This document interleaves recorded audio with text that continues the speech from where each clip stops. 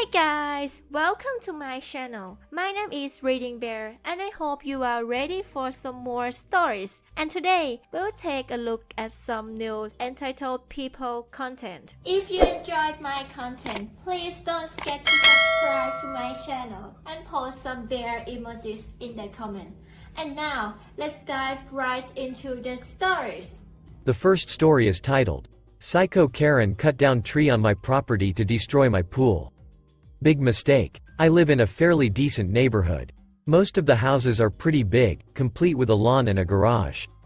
However, only 2 houses on my street have swimming pools. One belongs to a rich Englishman who spends most of his days outside the country due to the nature of his work.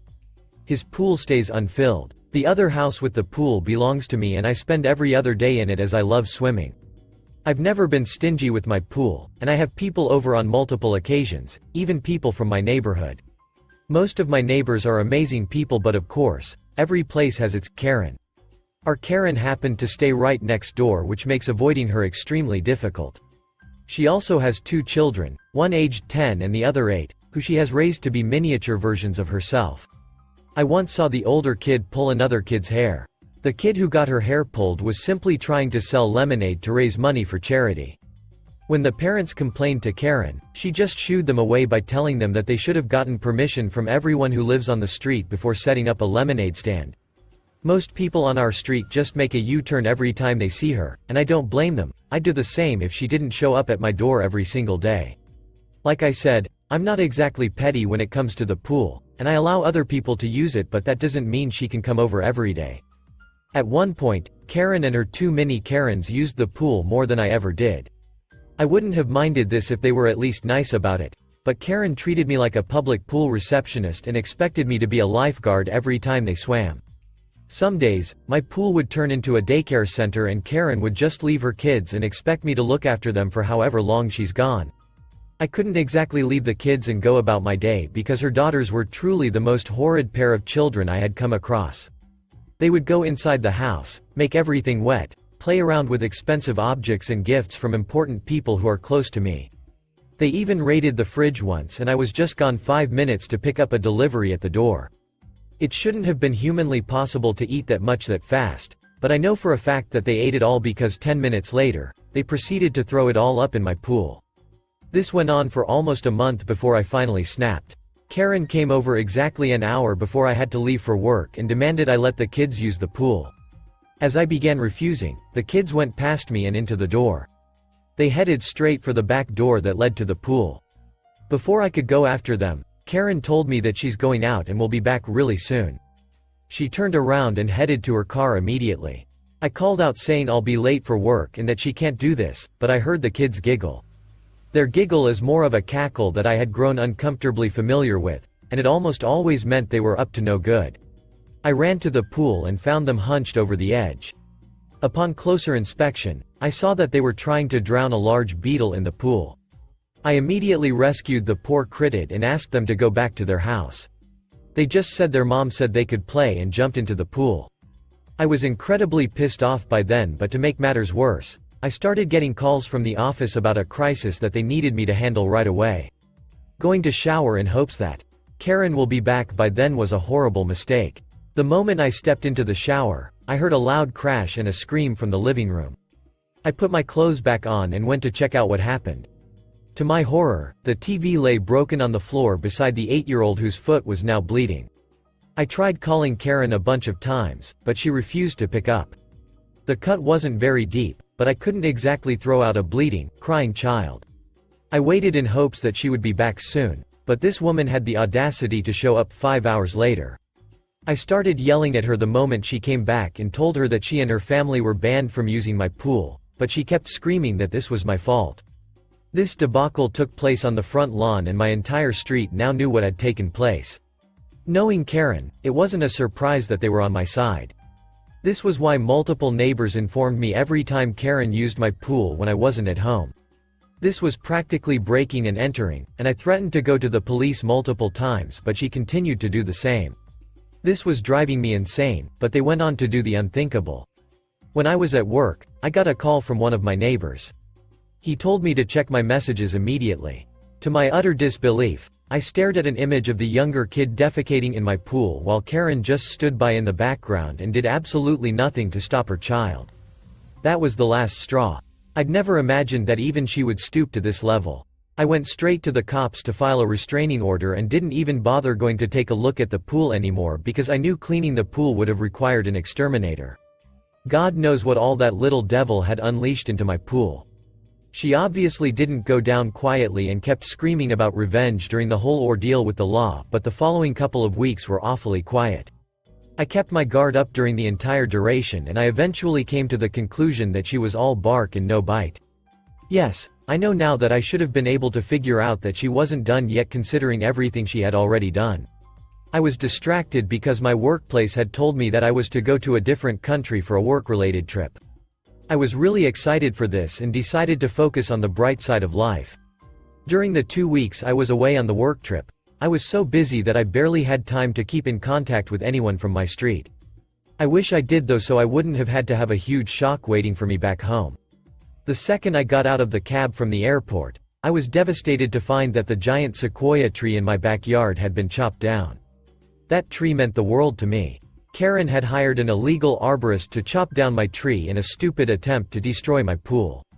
To make matters worse, the tree had not only destroyed my pool but also a portion of my house. A restraining order clearly wasn't enough. If this woman had the nerve to chop down a tree that was far older than her in a desperate attempt to destroy my pool, I was going to have to destroy her. She had already made it all too easy. I got her back by suing her and her idiotic arborist friend for over $415,000. Let's see how long she can remain in the neighborhood when she's now bankrupt and despised by everybody. The next story is titled, "She Doesn't Care If You Work Until 4 a.m. She Has to Let the Neighborhood Know She's a Christian by 5:30 a.m. Long post, because long rant. We, siblings, 22 male me and 25 female Annika, left home together in 2021, not because we did not love our mom, 58 female, but because grandma, 78 female Teresa, was too toxic for us, and my sister was slowly wasting away. She did not want to leave me alone since I don't make enough to have a decent life yet, and wanted to take our mom too, but sadly some of the toxic behavior has already gotten to her and we just don't need it. For some context, Teresa is a hardcore Christian, which is mostly fine, but she also has some kind of twisted mentality that makes it hard to have a normal life with her. Our uncle has already gone LC with her, but she just never understands why. Her rules lack of sense and are just overwhelming.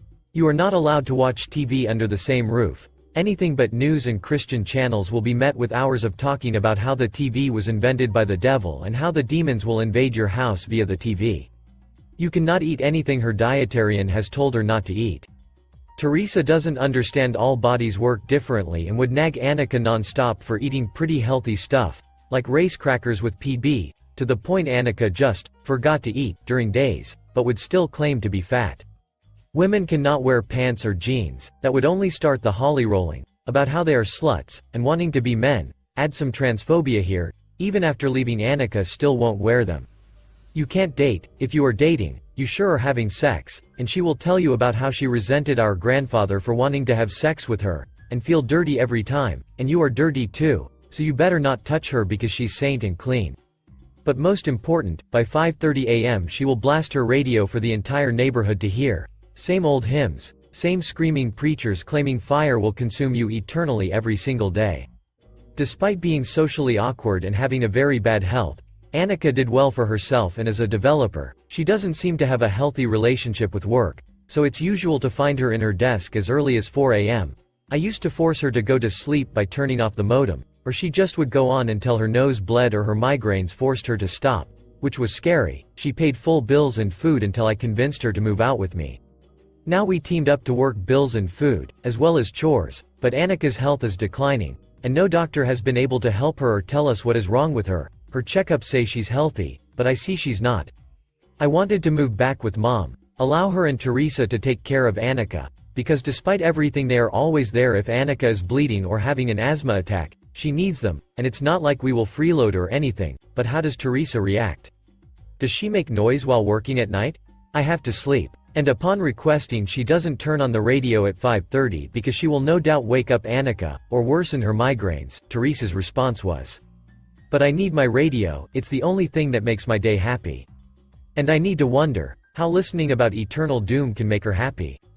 I need help. I work during day on a nearby gym and my biggest fear is finding my sister dead when I go back home. It might not be a valid fear, given that no diagnosis has been made, but it still scares me, and I can't understand how a radio and a bunch of locos would be more important than my sister. The next story is titled, Lake Access Fees. I have a story. It's not as extreme as some of the ones I've read here, but I felt like I should share it, even if it's more passive-aggressive compliance. In 2008, my family and I moved into a house that was a block away from a lake. Access to the lake was managed by a sort of beach gate authority that maintained the gate and the section of the beach nearest the gate. A yearly fee was paid for access to the gate to help pay for maintenance of the gate and the beach. I can't remember what it was.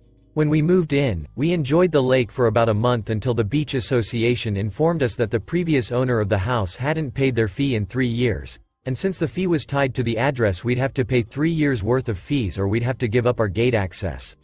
My mom and stepdad said, "Screw this," and handed the key over. We lived in that house for a couple of years, and they kept trying to get the access fees from us, but we refused. The rules of the beach allowed residents to bring guests to the beach, so we would often go to the beach as guests of our neighbors or get in the car and go a half-mile down the road to the public part of the beach. It wasn't as clean, but it was free. I feel sorry for the next people to live in that house after we moved. I'm sure being presented with the demands for 5 years of back pay on beach access would have been an insulting shock. Edit. I'd like to clarify the fee was applied to the address, not to any owner or renter. My stepdad talked to someone in the city about it. Nobody was any legal obligation to pay anything, nor was there any grounds for a lawsuit one way or another. They couldn't sue us to pay the fine, and we couldn't use them to make the fine go away. It simply was, if this isn't paid, those who live at that address can't access it. Also, another reason we didn't pursue them to give us access was the lake was polluted, smelled bad in hot weather, and had an abundance of mosquitoes. I actually hated it there. Second edit. Talked to my mom about it. They were trying to get the payment from us directly, but we were renters and they wanted payment from the owner or property manager. Neither of them wanted to pay it and were under no legal obligation to pay it. The last story is titled, My entitled foster family always claims my things as theirs. I replaced the items and have come prepared. So I'm 15 years old and in the foster care system, and my current foster parents are quite manipulative. For example, they take stuff off me and when I ask a while later they say that they gave it back and I must have destroyed it for one of my silly TikToks. Yes, I destroy stuff for TikTok, but typically that shit is already broken and beyond repair, usually fished out of an e-waste bin. Note that in my situation my foster parents are not the guardians. I have a social worker who is the guardian, and he barely contacts me. Anyway, a recent incident was enough for me to start standing my ground. I had a Google Pixel that I received as a gift, and when I had a breakdown over an unrelated incident, they blamed it on my phone and demanded for it. Keep in mind this is my phone and I've been paying the bills for the SIM card and so on. I refused and they ended up calling the cops on me and claimed that the phone was stolen from them and wanted it to be retuned. I had no proof of purchase when I was gifted it, so to avoid getting arrested, I gave in and handed over the phone. They didn't even let me take out the SIM card, cause when I asked if I could they refused because the SIM card was theirs, and not mine, even though it was under my name and I've been paying for it. Long story short, I never got the phone back, so I got a phone to use temporarily, a Galaxy S5, and went to my cell carrier to get a replacement SIM card, and I was happy with that after a while. My boyfriend decided to gift me a better phone, an iPhone 7 for my birthday recently, and knowing the foster parents they were gonna try the same tricks, so when he ordered it, I told him the situation and asked for screenshots of his eBay receipts and bank statements saying he purchased the iPhone. He sent them all to me and I saved them onto a folder on my phone as well as on iCloud, so if they get deleted, I still have them. I even have screenshots of my phone bills that has my name and info clearly visible on them. A few weeks into using this phone and nothing has arisen yet, but once something goes down and they try that little trick again, I'm gonna politely explain to the police what's been happening and show them the screenshots. I will update you guys if they try playing that card again, but until then, bye. Edit. So, people in the comments are claiming I doxed my foster parents, caregivers, so I'm gonna clear things up. There is a NSFL website called Clay Party that's similar to Kiwi Farms. They dox and harass people in the part of the LGBTQ community and I'm one of their victims. They have been trying to find any way to cancel me, including sending false accusations to my foster and biological family. They have been known to impersonate me and Photoshop screenshots, as well as tricking victims into doing stuff I cannot say. I just want to make things clear. I have never doxed anyone. Thank you for listening.